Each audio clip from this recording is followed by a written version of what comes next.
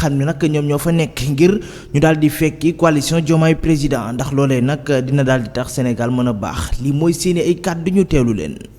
yéen waa Ziguinchor dama leen andil sama rak sama xarit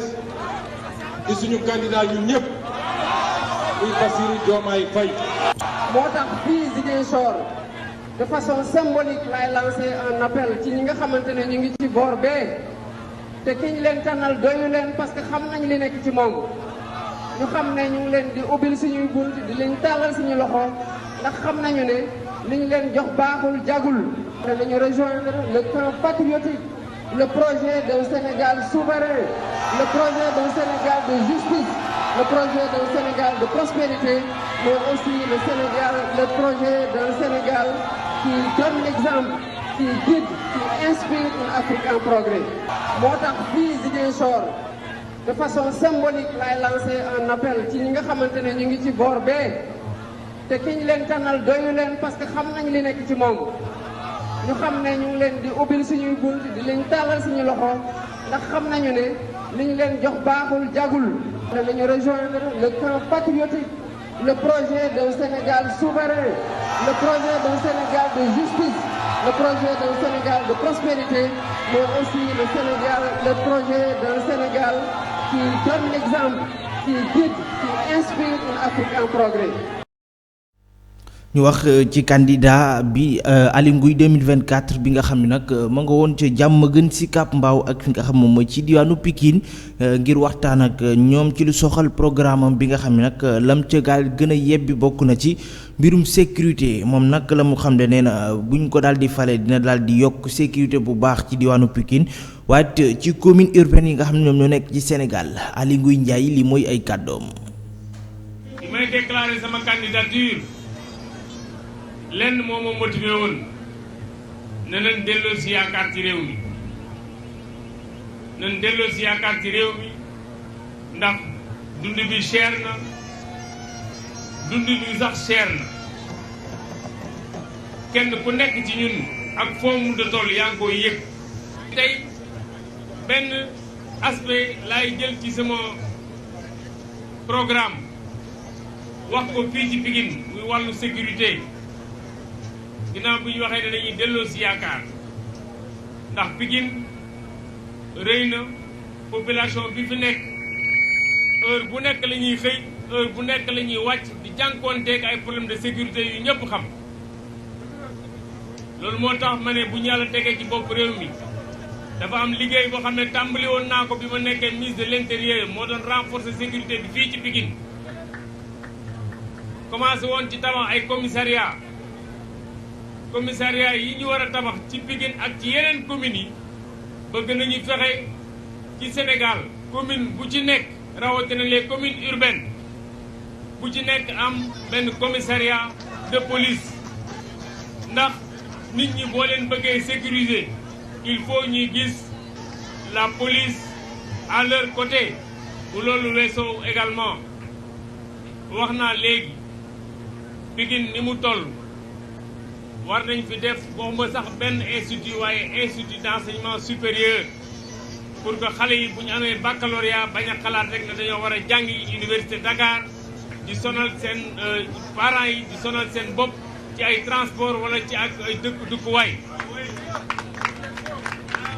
Pikine ak dayo bi mu toll ak population bi fi nekk fas nañ fi yéene def institut d'enseignement supérieur buy former xale yi ay métiers yoo xam ne buñ ci génnee danañ mën a liggéey. di leen wax ne des na quelques jours ngeen waajal dem ci élection yi bu leen kenn jiitu ci bureau yi voté gis ngeen spécimen bi kenn ku nekk ci yéen xàmmee na ko couleur yi leer na tengaate bi leer na nañ. ci campagne électorale yooyu la ñuy des ba tey ak candidat bu piix bi di Aliou Mamadou Dia moom nag ma nga woon foofee ca diwaanu Daara Jolof la mu fa daal di bëgg nag bokk na ci samp fa li nga xam ni moom mooy ay usines yoo xam ne dafay conserver lii di viande lii di yàpp waaye di nga xamante ni moom mooy ay abattoir moderne chambre de conservatoire ak it lu soxal li nga xamante ni moom mooy emploi bi ndax loolee nag dafa jàpp ni dina daal di tax emploi des jeunes gën a mën a yokk bu baax a baax bu ñu ko falee ci bopp nguurum Sénégal Aliou Mamadou Diagne ñu teew li kàddoom. xam ngeen ne Daara c'est le plus grand marché de bétail au Sénégal. Une zone d'élevage. Daara c'est une zone économiquement viable pour notre économie mais malheureusement potentiel bi nga xam ne moom moo am ci sunu élevage bu léegi capitalisé wuñ ko. daral bi boo fa demee fi ñuy jaayee bétail bi nekk na loo xam ne dafa rudimentaire dafa artisanal ba léegi te am na loo xam ne infrastructure la bu am solo. bu mucc ayib boo xam ne ñun bëgg nañ ko def fii ci Daara Jolof bëgg nañu incha allah bu ñu yàlla dénkee réew mi fii ci Daara Jolof ñu créé fii benn industrie boo xam ne affaire u yàpp viande lay toppatoo ñu koy yóbbu jële fii di ko yóbbu fépp ci Sénégal muy abattoir yu moderne muy ay boucherie yu moderne muy ay chambre de conservation aussi yoo xam ne yu mucc ayib lay doon en plus de ça bëgg nañu créer une tannerie industrielle mën na nekk fii ci Daara Jolof wala mu nekk feneen foo xam ni dina amal waa Sénégal njariñ te dina créer ay emploi dina mën a booster sunu artisanat ñu mën a promouvoir le made in Sénégal bu ñu yàlla dénkee réew mi dinañ organiser filière lait bi ba nga xam ne lépp loo xam ne meew la wala soow boo xam ne dafay jóge fii ci ferlo bi ak feneen ñu mën ko conserver parce que conservation dafa am solo mais surtout ñu mën ko transformer mën nañu créer meew bu mucc ayib boo xam ne Sénégal du soxla dem ci biti di jët wuti meew Sénégal dina mën a dem sax bay defar beurre dina mën a dem sax bay defar lu mel ni ay fromage bu ñu jëloon àll bi nga xam ne moo fi nekk ñu teg fi ay panneaux solaires ñu def fi ay champs solaires dina mën a alimenter une bonne partie du Sénégal en électricité yoo xam ne dina amal Sénégal njariñ amal waa Ferlo njariñ amal waa Linguère waa Daara waa Ranérou waa Barkédji en tout cas tout le Ferlo amal leen njariñ bu baax a baax a baax donc may woo ñëpp pour ñu takku taxaw ba le 24 mars incha allah ñëpp dem voter bulletin bu vert bi Aliou Mamadou Dia ñu gagné incha allah jël réew mi teg ko ci yoon jàppale nit ñi jàppale ndaw ñi jàppale jigéen ñi jàppale waa Sénégal pour que réew mi jëm kanam. ci daara boobee la ñuy des ba tey ak coalition Diao 2024 ñoom nga xam ne nag dalal nañ leen fa ñoom it Mame Boye Diao daal dinay àddu ci lu jëm libération Ousmane Sonko ak Diomaye Faye waaye waxit ci leneen muy recours bi nga xam ni PDS dugaloon na ko foofee ci Cour suprême Mame Boye Diao ñu teewlu ko. ko indi yëpp mooy wax bu ñaaw ak ay tuuma yi nga xam ne tey dëgg nag pour réew mu sérieux yow nga taxaw télé ngay njiit bëggoon nekk candidat élection présidentielle wala ngay njiitu réew nga ne da ngay tuumaal conseil constitutionnel nga ne dañ leen a ger donc dàq naa élection yi tuuma googu déggoo ci benn preuve ba léegi maanaam assemblée nationale commission bi ñu teg ci ëllëg sa dañ ko suul am na benn juge bu porté plainte ne dañ ko diffamé maanaam dañ ko teg tuuma te du dëgg woowuñu ci kenn enquête ñu kenn léegi rey nañ ci ñeenti doomu Sénégal nga bëgg léegi ndaw ñi di ànd ak sérénité mënul nekk. donc il faut qu'on soit sérieux bu ñu defoon lépp ci yoon heure bi Sénégal tànnoon na ay candidats bu yàgg nga jël ay opposants tëj nga jël ay ndaw yi nga xam ne dañ doon manifester nga tëj ay weer xamoo ci ku ciy jàng xamoo ci ku ci yor yaayam xamoo dara mais nga yokk ci lu mel nii après ba pare ngay wut porox ndol ci ay Cour suprême chaque jour léegi bu ñu campagne ñu ne candidats yi campagne ñu parce que sa xel du dal li Wolof Njaay naan ku ndóobeen rey sama boo séenee lu ñu daw. attention ñoom ñoo ko créé parce que Ousmane Sonko il n'avait rien à faire en prison nañu waxante te yàlla rek tax. donc nit ñi tu peux pas xam nga lan lañ doon wax atteinte à la sûreté de l'État acte et manœuvre de nature à déstabiliser est-ce que xam nga luy loolu dafa graaw dafa mel ni terrorisme mais loolu kay boo jàppee nit ki am nga ay preuve mais amoo preuve jël doomu jaambur def ko kaso mais pourquoi Diomaye Faye lan la def wax leen ma rek.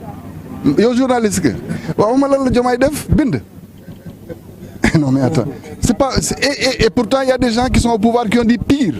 donc loolu mënul nekk. c'est ça qui crée la révolte au niveau des Sénégalais mais lii ni ñu bàyyi Sénégalais tànn ku leen neex bu ëllëgee kooku dina jàng ci li ñu daj fii ndax doole gi mu am pour présenter wu moom kese amu ko woon ay doomu Sénégal ñoo jóg xeex seen àq ak seen yelleef ba ñu yegg fii.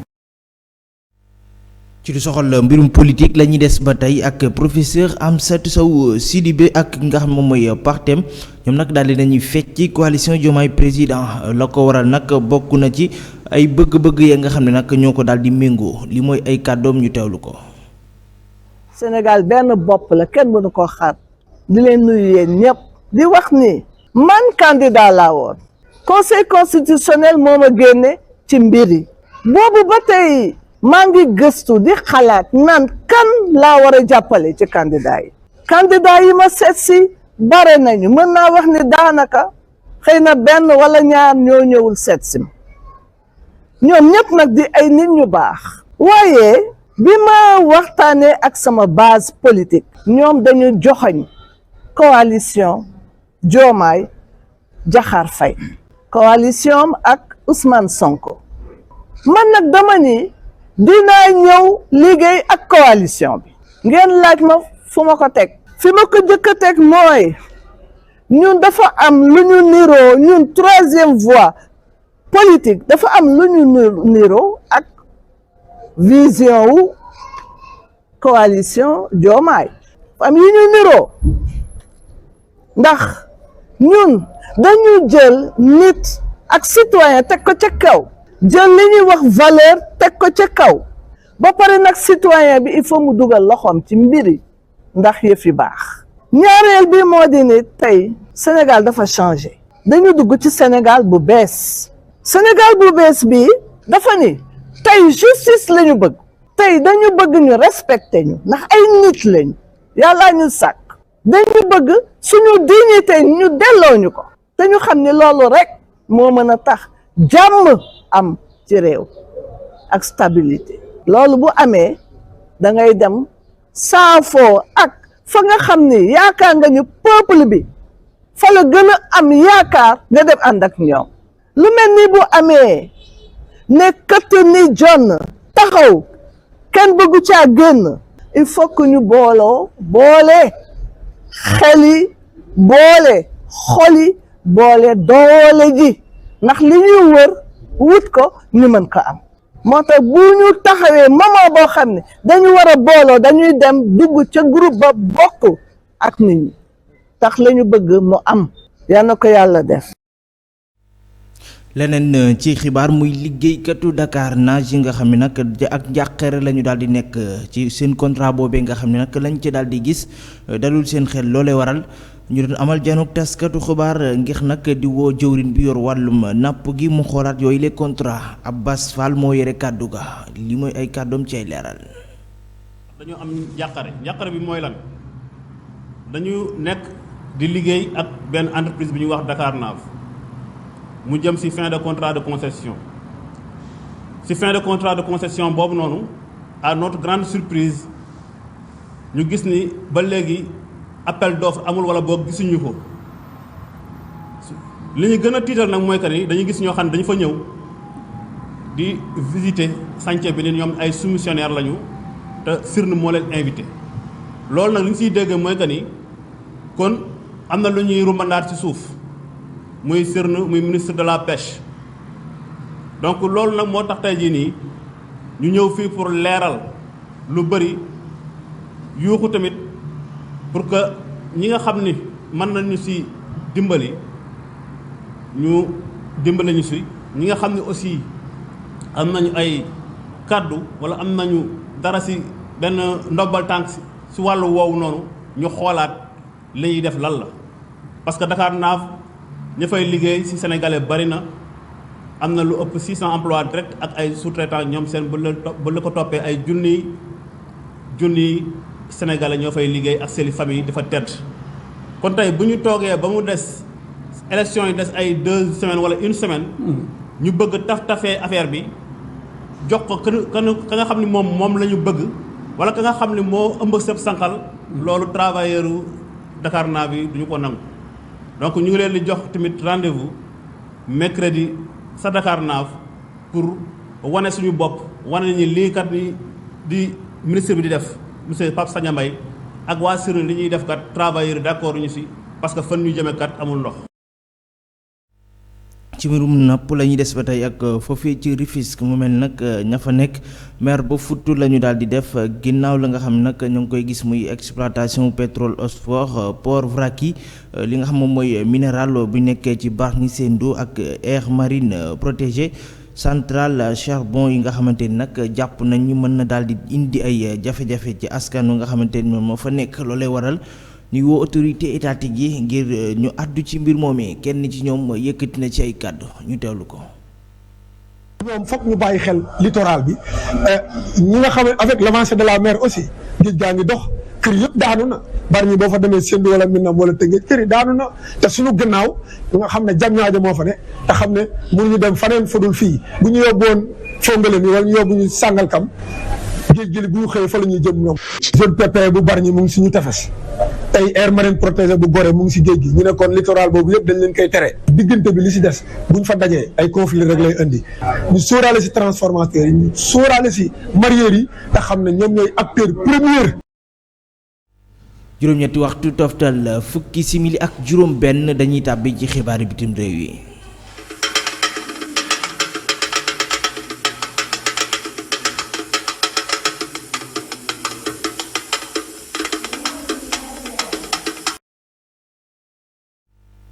xibaari bitim réew yi Moussa Thiam lañ ci àndal Baye Moussa nuyu naa la. maa ngi lay fay maam Khalifa. waaye yaa ngi ci jàmm. waa alhamdulilah jàmm nga fanaane. waa jàmm lañ fanaane. alhamdulilah lan moo gën a fës ci xibaari bitim réew yi. maam Khalifa xibaaru bitim réew yi dañ koy door rek réewum Niger gannaaw ba nga xam ne junte ba toog nañ foofee ca bopp nguur ko jëlee fa ki nga xam ne moo di Mohamed Bazoum la nga xam ne nag dañ koo xaatimoon ci ay accords yu ñuy déggoo ak yeneen i réew waral na nag li nga xam ne mooy ak déggoo gu ñu amoon seen diggante ak réewum États-Unis ci wàllu accord yi nga xam ne dafa aju ci wàllu jëflante ci wàllu militaire. loolu nag dafa mel ni ma ngay bëgg a xajam di samp laaj bopp daanaka diggante accord yooyu nga xam ne moo tax ci diggante ñaari réew yi waraloon réewum États-Unis amoon benn base de drone bu mu defoon foofee nga xam ne mooy gox ba nekk ca Agadez foofee ca réewum Niger boobu la coopération nag dafa mel ni mi ngi jëm ci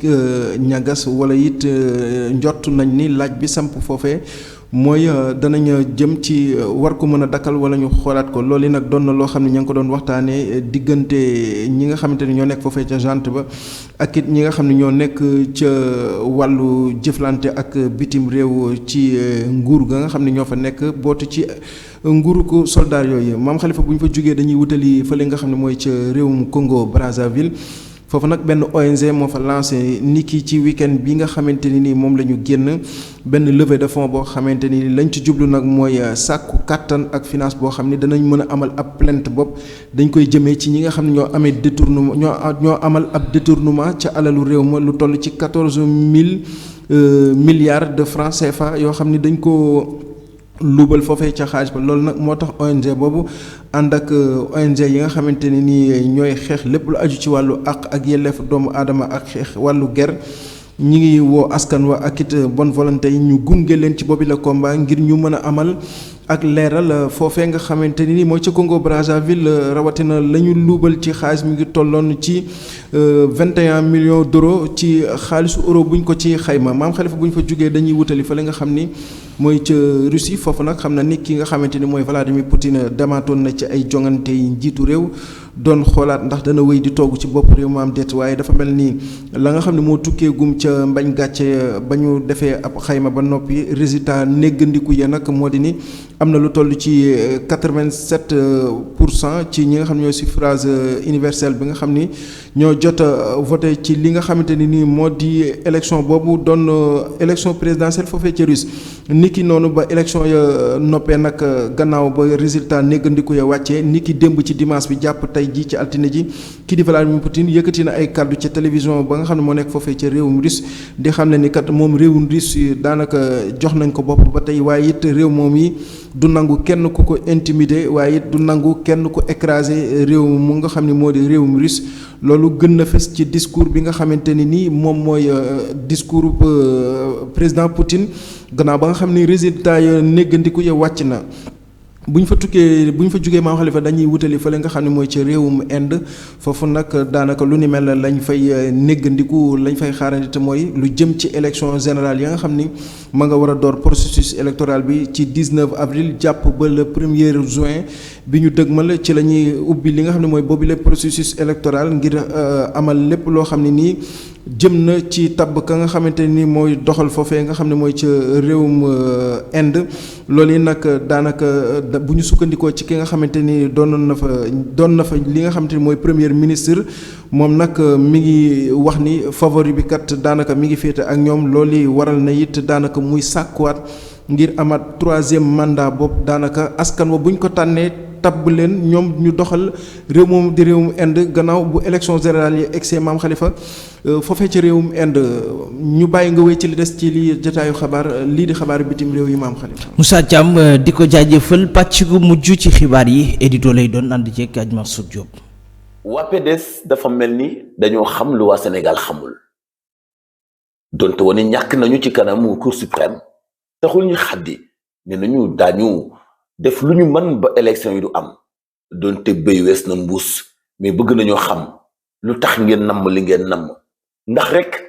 Karim Wade mi kenn gisul li mu dul bokk ci élection yi et pourtant